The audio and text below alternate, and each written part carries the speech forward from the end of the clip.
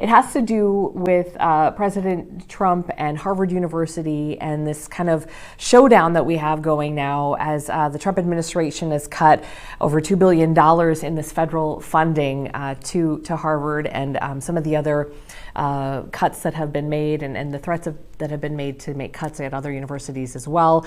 There's just a lot to sort through, and I know I was kind of confused by a lot of it, so I asked Madeline Summerville to come on and help us parse some of this out. Madeline, thanks for being patient and hanging with us while we got through some of that sports stuff. I appreciate it. I'm very happy to be here. Thanks for having me back. Okay, can you set the stage just kind of briefly for us? What are we looking at here in these two sides, and who wants what? Yes. Okay. So I'll tell you what has been going on day to day recently, and then try to put it in a bigger picture for everybody. So the $2.2 billion that Harvard has for its funding that comes from the government, right? It has $53 million in an endowment other than this $2.2 billion, right? So this is a small portion of what Harvard uses to fund its programs. But that $2.2 is primarily used for medical research funding and other public health programs. But grants, they're studying like how to make human organs that are like chips, like microchips, so that they can try to use those for transplants. That's primarily where that money goes from the government, because the government gives that money through the NIH, like the National Institute of Health, and that's how the money flows through the programs.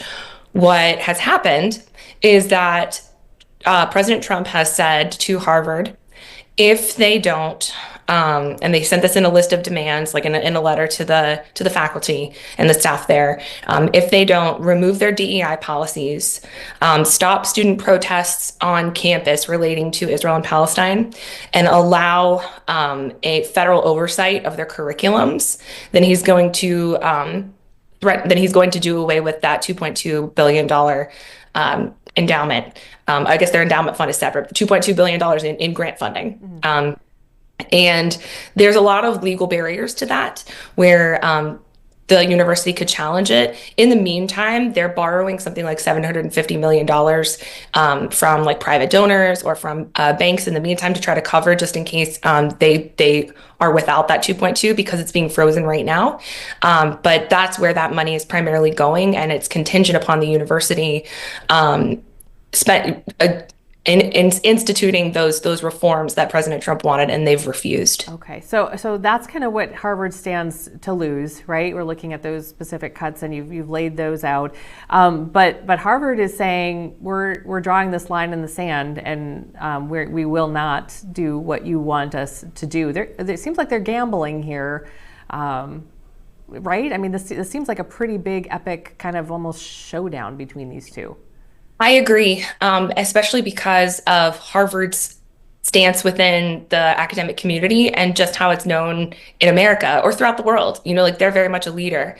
And so I think whatever they do in response to Trump's demands here is likely how the rest of the universities will follow suit. And I think they know that, which is why they've taken this stance.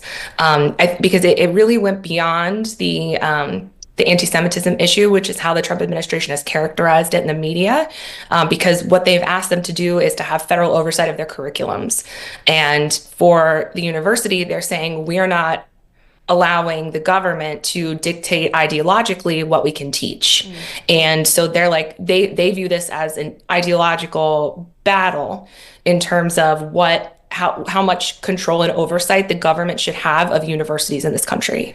And it's interesting, in sort of a pattern here, as I've been doing more of these in-depth interviews about the proposed cuts or the cuts, in almost every case, it seems like there is a sweeping sort of, an idea or sweeping cuts, right? Or they say, the Trump administration will say, we're going to do this, this, and this. And then it seems like it has rolled back in some cases. So I wonder if it would be something like that, where it starts out like, we need this, this, and this from you, and then, they draw lines in the sand, nobody wants to cross, but then, is there a possibility that they could kind of get to a place where maybe they can come to some agreement. Because I think if you look at some of the headlines coming out of places like Harvard or Columbia, you've seen things on campus that have been disturbing as far as violence and damage Sure. done to buildings and fear, that kind of thing. Sure. So it's kind of a roundabout way of asking, but I'm just curious if it has to be like an all or nothing kind of a thing. Yeah, so with President Trump, with his demand, it is an all or nothing thing for him. Now, as you've said, there's been some walking back of demands that he's made in the recent past. And as a lawyer, I could tell you that you always ask for more than you think you're going to get in negotiations. And so I certainly understand that. However, this particular instance here with universities is something that the conservative movement has been planning on doing for a very long time. It's written about in Project 2025, in the Butterfly Revolution, which are written by two very prominent thinkers like the Heritage Foundation in right-wing thinking. And J.D. Vance, even in 2021, I think it was, when he was campaigning for Senate, said publicly, has said many times, the universities are the enemy. Like Nixon was right when he said the universities are the enemy, because they view the top universities in the country as pushing a liberal agenda. And so they believe in attacking the universities, and this is one way to do it. But like by using the anti-Semitism angle, that's one way that they can go about this. Yeah, and so kind of looking at it from the 30,000-foot view down, you're looking at this line kind of between the tangible pieces of this, the things like violence, the things that we can kind of measure and look at and say this is happening, and then the kind of ideology piece of this, and which is much more muddy, right? It's much more of a gray area, because where does that one line start and the other one end? And so that's been really kind of interesting to take a look at this. I'm curious about, because I think a lot of people, I shouldn't say a lot, I think some people would look at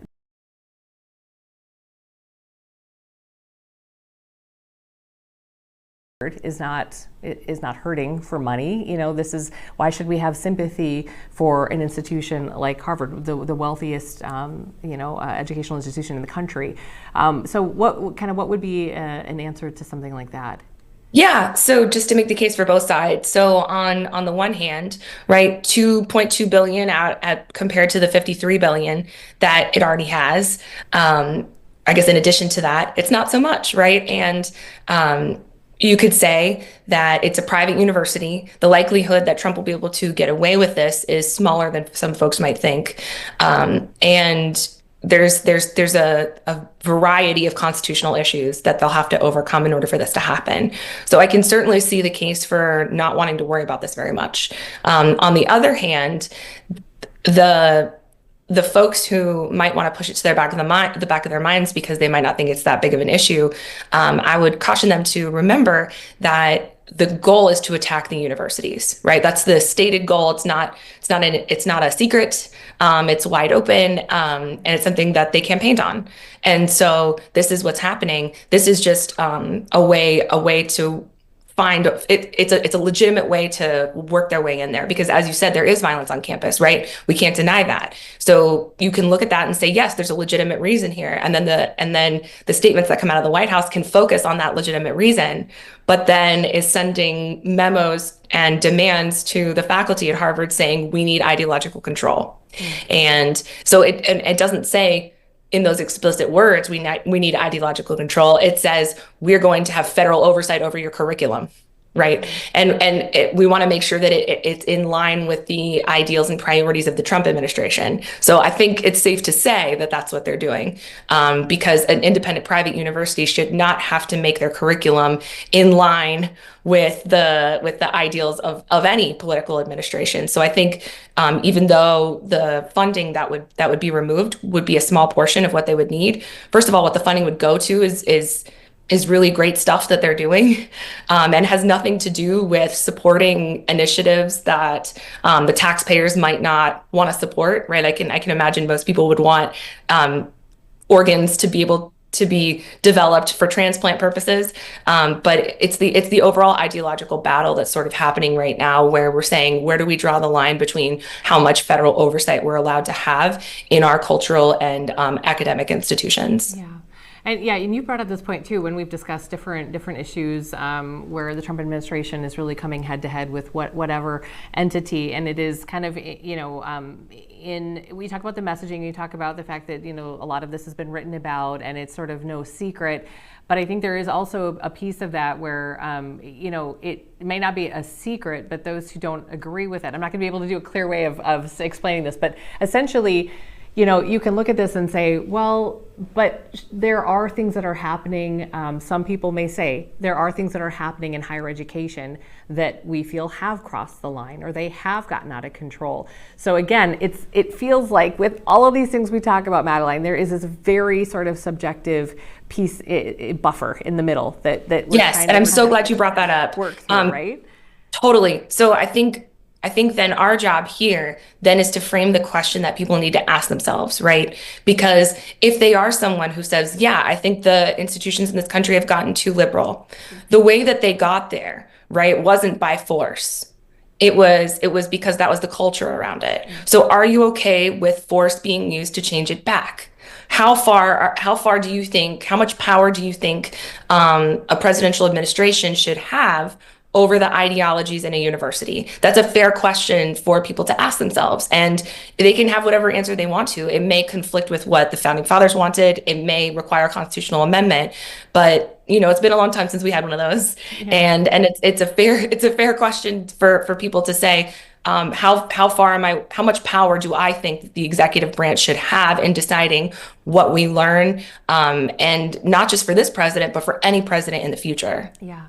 Yeah, and then there might be people too who look at the institutions and say, well, it's sort of it's a wag the dog situation. Like, is the university responding to what the culture is, or is the university, teaching that, and then the culture is happening as well? So there are so many sort of like personal questions Absolutely. that you have to ask yourself about what is important to you, what matters to you, and whether this affects you directly or indirectly, I guess. Just if you were to invest emotionally in every single one of these issues, you would be exhausted by the end of every single day, right? You kind of have to. Absolutely, you would. Yeah. Absolutely. And I think I'm really glad that you made the argument for the other side, because they do believe that, like that the reason why they want to attack the universities is because they think that the universities have established themselves as the arbiters of truth. And so if they're the ones that are deciding what's true and what's not, and you don't agree with how they culturally have come to that decision, then it makes sense that you would want to attack them. The problem is that a legitimate thought? Is that true? Or is it that they have their own ideologies that they want to supplant it with? And then you start digging. But the point is, I think that if the people who are watching can ask themselves the right questions, then maybe we can get to the right answers. Yeah, hopefully. And at the end of the day, most of this is out of our control. So I have to keep reminding myself that. As a control freak, I will say it's like the hardest thing to just go, I don't have any control over this. So, but I enjoy talking through these things with you so that we can kind of just, I enjoy talking out loud with you, and you challenge me to think about things, and hopefully vice versa. And Absolutely. Sometimes you're on this side of things, sometimes I'm on this side, and then I'll flip over and I'll be like, but what about this? And I love that. Enjoy That's great. Those chats with you. So thanks for playing along.